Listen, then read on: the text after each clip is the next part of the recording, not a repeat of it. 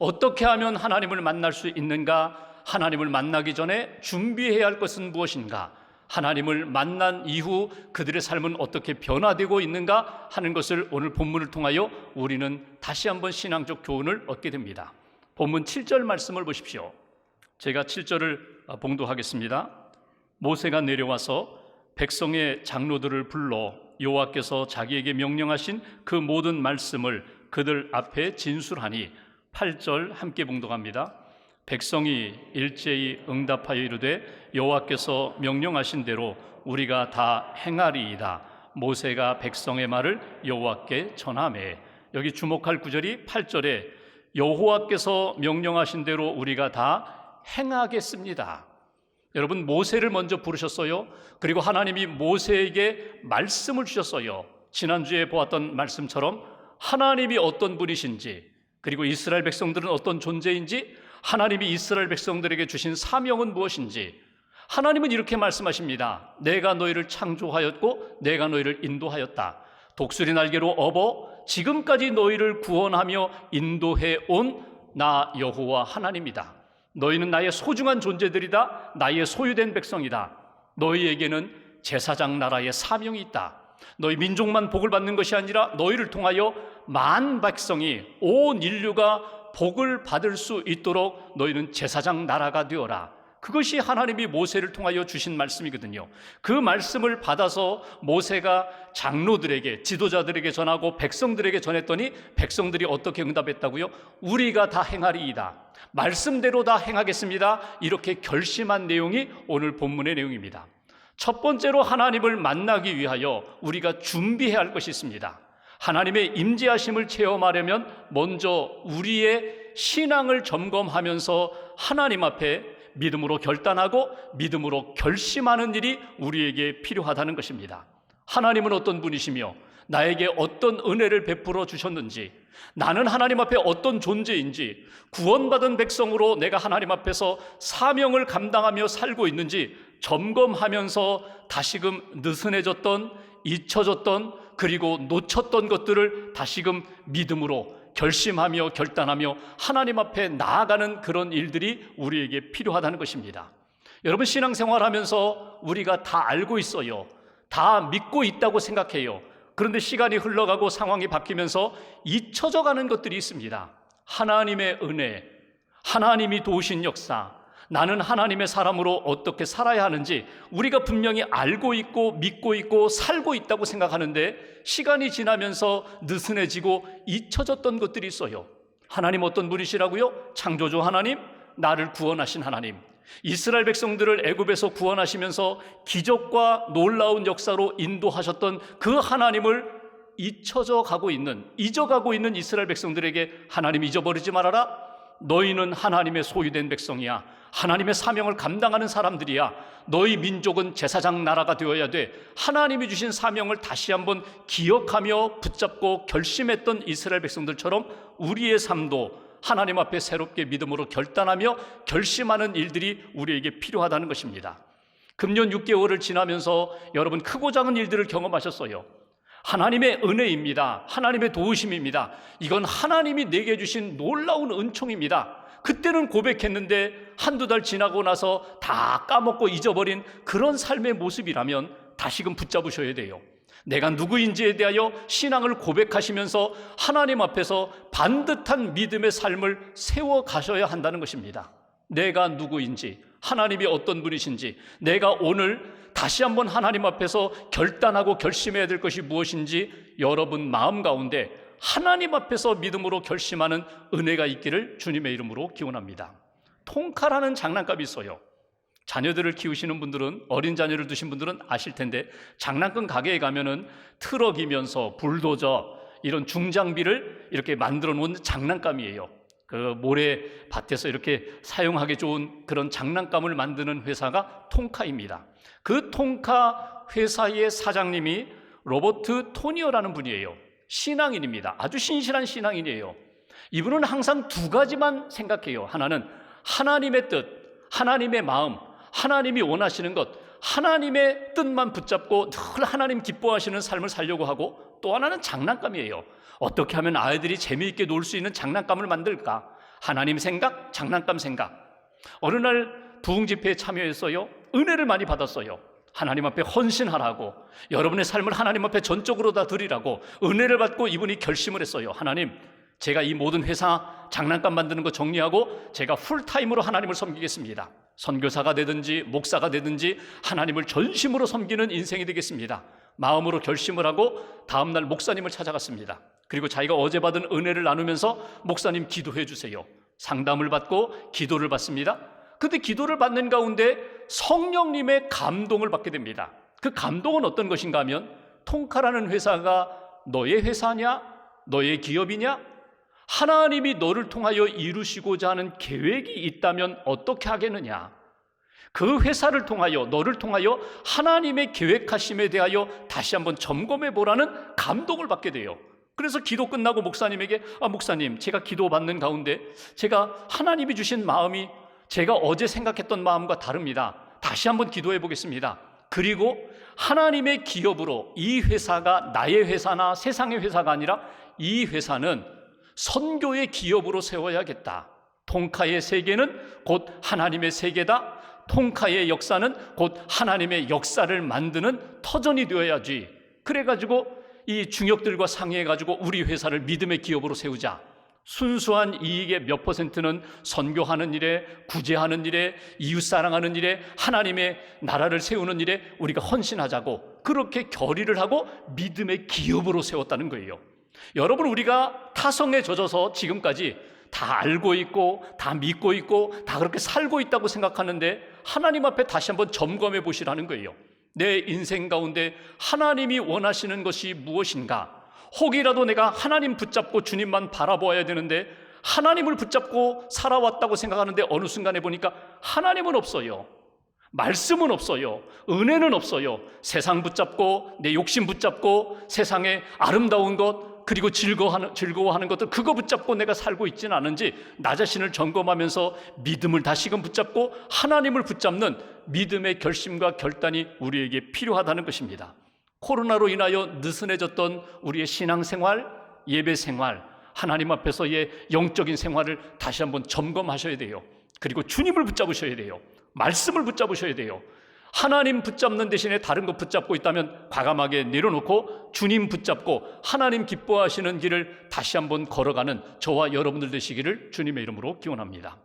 프로야구 선수들이 늘 조심하는 것들이 있어요. 그 가운데 하나가 뭐냐면 손떨림, 손울림 증세에 빠지지 않으려고 조심합니다. 손울림 증세는 어떤 것인가 하면, 야구 선수가 이렇게 투수가 던지는 볼을 치려고 할 때 배트를 이렇게 쥐고 있을 때 때로는 이렇게 긴장이 풀려서, 때로는 다른 생각을 하면서 야구 방망이를 이렇게 느슨하게 붙잡고 있다가 공을 치는 경우가 있어요. 그런 경우에는 손에 울림이 오는 거예요. 엑스레이를 찍어보면 전혀 문제가 없어요. 금 간 것도 아니고 삔 것도 아니고 문제가 없는데 힘이 없어요. 그래서 이야기합니다. 야구 방망이 줄 때는 꼭 쥐어라. 아니면 그냥 던져버려라. 여러분, 신앙생활하면서 하나님을 붙잡는다고 하면서 느슨하게 붙잡고 있다가 시험을 만나고 시련을 겪으면서 우리 인생이, 우리 신앙생활이 더 약해질 때가 있거든요. 다시금 붙잡으셔야 돼요. 믿음으로 붙잡으셔야 돼요. 기도로 나아가 붙잡으셔야 돼요. 하나님, 내가 하나님만 붙잡겠습니다. 내가 믿음으로 결심하면서 오직 하나님의 은혜가 무엇이었는지, 내게 주신 사명이 무엇이었는지, 오늘 내가 감당해야 할 일이 무엇인지 믿음으로 결심하며 결단하며 나아가겠다고, 오늘 이스라엘 백성처럼 다시 한번 하나님 앞에서 결심하며 나아가는 저와 여러분들 되시기를 주님의 이름으로 기원합니다. 두 번째로, 하나님을 만나려면 우리가 준비해야 할 것들이 있다고 우리에게 말씀하십니다. 10절 말씀 보실까요?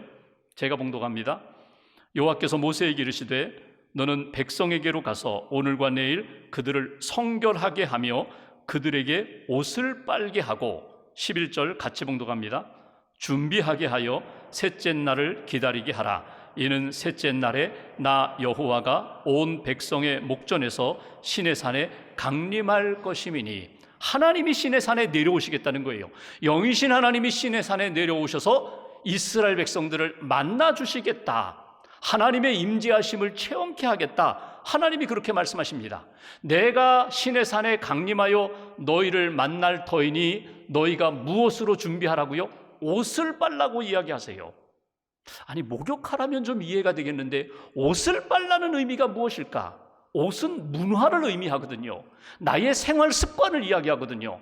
이건 아무렇게나 입어도 되고 때가 묻어도 괜찮다고 생각해서는 안 된다는 거예요. 너희 옷을 빨라는 것은 너희 문화, 하나님 앞에 부끄러운 문화가 있다면 회개하라는 거예요.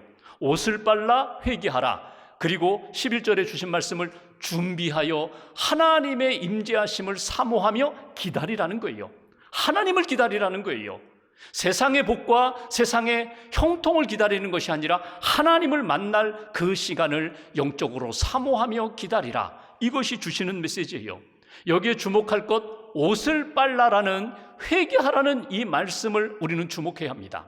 왜냐하면 거룩하지 않은 상태에서, 죄가 가득한 상태에서는 하나님을 만날 수가 없다는 거예요. 죄를 회개하고 거룩한 심령이 되어야 하나님이 만나주신다? 죄인된 우리들이 하나님을 만나기 위하여 우리의 심령이 거룩함으로 변화되어야, 회개하고 용서받고 거룩한 심령이 되어야 주님을 깨끗하게 만날 수 있고 주님의 은혜를 받을 수 있고 우리의 심령과 삶이 변화될 수 있다. 여기에서 우리에게 주시는 두 번째 신앙적 교훈이 있습니다. 오늘 하나님께서 우리에게 말씀하십니다. 내가 너희를 만나고자 한다. 너희가 나를 만나기 위하여 성결함으로 준비하라. 하나님 앞에 회개함으로 준비하라. 여러분, 우리가 옷을 빤다라는 이 의미를 오늘 우리의 삶으로 적용한다면 어떻게 바꿀 수 있을까요? 매일매일 옷을 바꿔 입고 깨끗한 옷을 입고 하나님 앞에 나와 정장으로 예배드리고 깨끗한 옷으로, 새 옷으로 예배드리라? 물론 그런 의미도 되겠지만 영적인 의미로 본다면요, 십자가의 보혈로 너의 모든 죄를 다 씻으라는 거예요. 십자가의 보혈로 너의 죄를 용서함 받으라는 거예요. 혹이라도 생각 가운데, 혹이라도 입술 가운데, 혹이라도 감정 가운데, 혹이라도 나의 손과 발이 하나님 앞에 부정한 일에 참여하고 죄로 오염되어 있다면 십자가의 보혈의 은총을 받아서 깨끗하게 씻음을 받아야 주님을 만날 수 있다, 주님의 은혜를 받을 수 있다. 이것이 우리에게 주시는 메시지예요. 여러분, 인생을 살아가면서 가장 귀한 은혜가 뭘까요? 예수님이 골고다 언덕에서 십자가 보혈을 흘려주심으로, 보혈의 은총으로 우리가 하나님의 용서하심을 받고 하나님의 은혜의 보좌 앞에 나아갈 수 있는 거거든요. 주님을 만나기 위하여 나아갈 수 있는 길이 어디에 있는가? 십자가의 길, 그 보혈의 은총의 길로 우리가 나아가는 거거든요. 오늘 주님 앞에서 우리 자신을 돌아보면서, 지난 6개월을 돌아보면서 나도 모르게 오염된 삶의 모습이 있다면, 오염된 문화가 있다면, 죄로 인정하지 않는 이 정도는 괜찮아, 나도 그냥 괜찮아, 사람들도 이렇게 살아가는데 그렇게 타협하며 사는 부분이 있다면 하나님 앞에 점검하시라는 거예요. 여러분, 죄는 죄입니다. 죄가 크든지 작든지, 세상 사람들이 다 인정할 만한 그런 드러난 죄든지, 나 혼자만 품고 있는 숨어 있는 죄든지, 감춰놓은 죄든지, 죄는 죄예요. 은폐할 수 없어요. 하나님의 불꽃 같은 눈앞에서 미화시킬 수 없어요. 드라마처럼, 영화처럼 불륜을 아름다운 로맨스로 아무리 미화시키고 그렇게 괜찮다고 사람들은, 세상은 그렇게 말할지 모르지만 하나님은 아니라는 거예요. 다윗을 보십시오. 다윗이 하나님 앞에 죄를 짓고 죄 아닌 것처럼 그렇게 꾸미고 살아왔잖아요. 나단 선지자가 지적했을 때 다윗은요, 다 인정했어요. 맞습니다. 하나님, 저는 죄인입니다. 여러분, 이것을 원하신다는 거예요.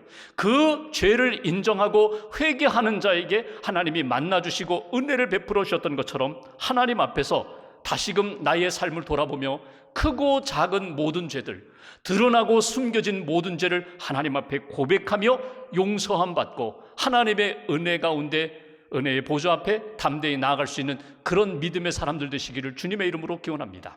잘 점검해 보세요. 죄가 무엇인가? 하나님과 우리 사이를 멀어지게 만드는 것, 하나님의 선명한 뜻을 보지 못하게 만드는 것, 하나님의 음성을 듣지 못하게 만드는 것, 내 중심의 자리에 하나님의 말씀과 마음보다는 자꾸 세상의 것들로 채워지는 것, 이 모든 것들이 하나님 앞에 부끄러운 죄라는 사실을 다시 한번 깨닫고 하나님 앞에 옷을 빨고 우리 심령을 정결하게 하여 주님을 만날 수 있는 하나님의 사람들 되시기를 주님의 이름으로 기원합니다. 톨스토이가 지은 돌과 두 여인이라는 짧은 글이 있어요. 두 여인이 한 노인 스승을 찾아왔습니다. 스승이 말합니다. 너희를 무겁게 하는, 너희 마음을 누르고 있는, 어둡게 하는 것이 무엇이냐? 한 여인이 이야기합니다. 저는 젊은 시절에 큰 죄를 지었습니다. 남편을 버리고 바꿨습니다. 이 죄 때문에 제가 자유롭지 못합니다. 이 무거운 죄책감 때문에 제가 너무나 힘듭니다. 다른 한 여인이 이야기합니다. 저는 아무리 생각해도 죄 지은 게 없습니다. 도덕적으로 완벽합니다. 저는 누구를 해치지도 않았습니다. 저는 죄 지은 것이 없습니다. 스승이 이야기합니다. 그 죄책감에 눌려있는 큰 죄를 지었다는 여인에게 가서 내가 들 수 있는 가장 큰 돌을, 바위 같은 돌을 들고 와라. 그리고 죄 없다는 그 여인을 향하여 자루를 주면서 여기에다가 공깃돌 주먹만한 조약돌을 담아오라. 시간이 지나서 여인이 큰 돌을 가지고 오고, 그리고 죄 없다는 여인은 자루에다가 공깃돌을 가득 채워가지고 돌아왔어요. 스승이 이야기합니다. 그러면 그 돌을 다시금 제자리에다가 갖다 놓고 오너라. 그러자 그 큰 돌을 가지고 온 여인은 지체하지 않고 그 있던 자리에 돌려놓고 왔어요. 그런데 죄 없다고 하는 조약돌을 많이 주워온 그 여인은 가지도 못하는 거예요. 아니, 너는 왜 이 돌을 어떻게 제자리 돌려놓습니까? 어떻게 제자리에 돌려놓아요? 할 수 없는데, 그때 스승이 이 여인들에게 이런 이야기를 합니다. 죄라는 것이 바로 이것과 같다. 큰 죄는 언제나 기억되기 때문에 자신이 죄인이라는 것을 늘 깨닫고 겸손하게 하나님 앞에, 사람들 앞에 겸손하게 살아가지만, 작은 죄를 짓는 사람들은 죄가 아니라고, 이게 무슨 죄냐고, 나는 죄가 없다고, 나는 죄 짓지 않았다고, 이런 생각으로 가득 차 있어서 죄인임에도 불구하고 죄인 줄 모르고, 그리고 다른 사람들 비방하며 조롱하며 우쭐거리며 교만하며 사는 것, 그게 오히려 더 큰 죄인이라고.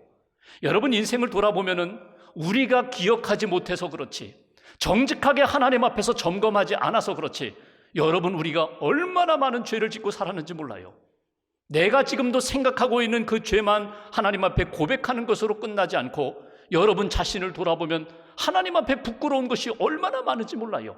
그거 다 드러나면 어떻게 우리가 얼굴 들고 살 수 있을까? 하나님 앞에 고백하시라는 거예요. 하나님 앞에 쏟아놓으시라는 거예요. 정직하게 고백할 때 하나님이 우리 죄를 용서해 주시고 십자가의 보혈로 씻어주시고 우리를 회복의 심령으로 맞이해 주시는, 그래야 하나님을 깨끗한 심령으로 만나게 된다고 오늘 말씀하시는 내용을 간직하시고 하나님 앞에 성결함으로, 회개함으로 주님 만날 준비할 수 있는 그런 심령 되시기를 주님의 이름으로 기원합니다. 마지막 한 가지, 주님을 만나는 장면을 볼까요? 하나님이 강림하셔서 이스라엘 백성들을 어떻게 만나 주시는가? 본문 16절 말씀 제가 봉독합니다. 셋째 날 아침에 우레와 번개와 빽빽한 구름이 산 위에 있고 나팔 소리가 매우 크게 들리니 진중에 있는 모든 백성이 다 떨더라. 여기 보십시오. 우레, 천둥, 번개, 구름, 그리고 나팔 소리가 들립니다. 자연적인 현상 같지만 특별한 현상이에요. 초자연적인 현상으로 하나님이 그들 가운데 임하시는 것을 그들이 듣고 보고 있습니다. 17절 말씀, 모세가 백성을, 하나님을 맞이하려고 백성을 거느리고 진에서 나오매 그들이 산 기슭에 서 있는데, 이스라엘 백성들 출애굽한 200만 명 정도가 산 기슭에서 하나님의 임재하심을 기다리고 있는, 두렵고 떨리는 가운데, 설레임 가운데, 기대 가운데 서 있는 그런 장면이에요. 하나님이 그들에게 어떻게 만나 주신다고요? 19절 말씀 보십시오. 19절 한 절을 같이 봉독합니다. 나팔 소리가 점점 커질 때에 모세가 말한즉 하나님이 음성으로 대답하시더라. 말씀으로 만나 주셨다는 거예요. 영이신 하나님이 가시적으로, 형상으로 만나 주시지 않고 초자연적인 그런 상황 가운데 또 하나 말씀으로 이스라엘 백성들을 만나 주셨다. 이것은 영적인 체험입니다. 하나님의 임재하심의 체험입니다. 하나님을 만나는 그런 체험을 그들이 하게 되었다. 세 번째로 우리에게 주시는 역사가 있어요. 신앙생활하면서 하나님 앞에 믿음으로 결심하고 회개하며 하나님 앞에 나와서 하나님의 임재하심을 체험하는 인생이 되라는 거예요. 하나님의 임재하심을 체험하면 우리의 신앙과 우리의 인생은 달라지게 되어 있어요. 예배를 드릴 때 주님을 만나요. 기도할 때 주님을 만나요. 믿음의 선한 싸움을 싸우면서 섬기며 봉사할 때에 주님을 만나는 체험을 하게 되면 우리의 인생은 달라지게 된다. 두 가지입니다. 초자연적인 사건을 통하여 만나주시고 하나님은 반드시 말씀을 통하여 만나주신다. 사건 속에서 하나님이 주시는 말씀이 있어요. 때로는 내가 사랑하는 가족과 친구와 이웃들을 통하여 하나님이 그를 통하여 하나님의 음성을 듣게 해주십니다. 때로는 이것은 아니라고, 때로는 이것을 지키라고, 때로는 하나님의 마음은 이것이니까 평안하라고, 담대하라고, 두려워하지 말라고 하나님이 주시는 그 말씀을 붙잡고 하나님의 임재하심 가운데 힘을 얻어라, 담대해져라, 끝까지 주의 선한 싸움을 싸우라고 주시는 하나님의 음성을 들어야 한다는 것입니다. 성경을 보십시오. 믿음의 사람들은 다 하나님의 임재하심을 체험하면서 살았던 사람들이에요. 하나님을 만나지 않고 하나님의 역사를 이룰 수가 없어요. 하나님의 말씀과 성령님의 도우심과 사건 속에서 주시는 하나님의 임재하심을 체험할 때 대장부가 될 수 있어요. 끝까지 순교하기까지 주의 길을 걸어갈 수 있는 하나님의 사람이 된다. 스콧 브룸필드라는 사람이 있습니다. 운동선수입니다. 7살 때부터 미식축구를 했어요. 그리고 그가 미국의 프로 선수가 되어서 천재적인 선수라고 그렇게 사람들로부터 인기 있는, 인정받는 그런 선수였습니다. 그가 1996년 11월 3일 경기를 하다가 다른 선수와 부딪히면서 목뼈가 부러졌어요. 그러면서 수술 받게 되었는데 회복이 되지 않는 거예요. 하반신 마비예요. 의사 선생님이 이야기합니다. 이제 당신은 걷지 못할 것입니다. 운동은 둘째치고 걷기도 힘들 것입니다. 받아들이세요. 그래도 목숨을 건진 게 어디입니까? 받아들이세요. 수술 후 이틀이 지났는데 한 30대의 남자가 그 중환자실로 찾아왔어요. 가족밖에 면회가 안 되는데 내가 그 브룬필드를 만나고 싶다는 거예요. 처음엔 허락하지 않았는데 꼭 만나고 싶다. 왜 만나고 싶으냐? 사실은 내가 만나고 싶은 것이 아니라 우리 아들이 이 브룬필드가 우리 아들의 영웅인데 아들을 좀 만나게 해주고 싶다. 그래서 허락했습니다. 아들을 데려오는데 보니까 아들이 그 병원에 입원하여 치료받고 있는 소년이에요. 8살 소년이에요. 백혈병으로 머리가 다 빠지고 힘이 없어서 휠체어를 타고 아버지가 이렇게 밀고 휠체어를 타고 중환자실에 들어갑니다. 그리고 이 소년이 브룬필드에게 처음 만나 이렇게 이야기합니다. 나의 영웅, 나의 스타 브룬필드, 힘내세요. 하나님이 당신을 도와주실 것입니다. 함께 하실 것입니다. 저는 3개월밖에 살지 못하는데 제가 기도하겠습니다. 제가 기도할 테니 힘내세요, 힘내세요. 그렇게 위로의 말을 들으면서 기도를 들으면서 이 브룬필드가 병상에 누워서 한없이 눈물을 쏟기 시작하는 거예요. 자기 인생을 돌아보니까 자기는 너무나 교만했던 인생, 너무너무 교만했던 인생, 감사를 몰랐던 무례한 인생, 액세서리처럼 치장하면서 신앙을 이용하면서 살았던 인생, 하나님 앞에 너무나 많은 죄를 짓고 하나님의 뜻을 거슬러서 살았던 자기의 인생을 돌아보며 하나님 앞에 회개를 합니다. 회개하고 나서 눈물을 닦고 그 소년에게 이렇게 얘기합니다. 내가 기도한 대로 내가 하나님 앞에 모든 것 맡기며 혹시라도 하나님이 나를 회복시켜 주신다면 내가 다시금 운동하게 될 테니 그때 너도 왔으면 좋겠다. 나도 너를 위하여 기도하겠다. 그리고 두 사람이 헤어졌어요. 근데 기적 같은 일이 일어납니다. 그 사람들 두 사람이 다 회복되기 시작하는 거예요. 브룬필드도 회복되고 8살 백혈병 앓고 있는 소년도 회복되고, 그래서 정말 운동장에 나아가서 경기를 하게 되고 응원을 하는 그런 역사를 만들어 주셨다는 거예요. 여러분, 이건 기적입니다. 하나님의 임재하심 가운데, 특별히 고난 가운데 하나님의 임재하심과 하나님의 능력의 역사가 있다는 거예요. 하나님의 약속의 말씀대로 주님만 만나게 되면, 주님이 붙들어 주시면 나는 내 인생이 새로워진다는 사실을 다시 한번 체험할 수 있다는 것입니다. 하나님 앞에 모든 것을 맡기고, 특별히 맥주감사주일, 전교인 출석주일을 앞두고 지난 6개월을 돌아보고 하나님 앞에서 내 인생은 어떻게 살아왔는지 점검하면서 감사도 회복하시고 믿음도 회복하시고 하나님의 뜨거운 은혜도 체험하시면서 여러분의 인생이 새롭게 도약할 수 있는 하나님의 사람들 되시기를 주님의 이름으로 기원합니다.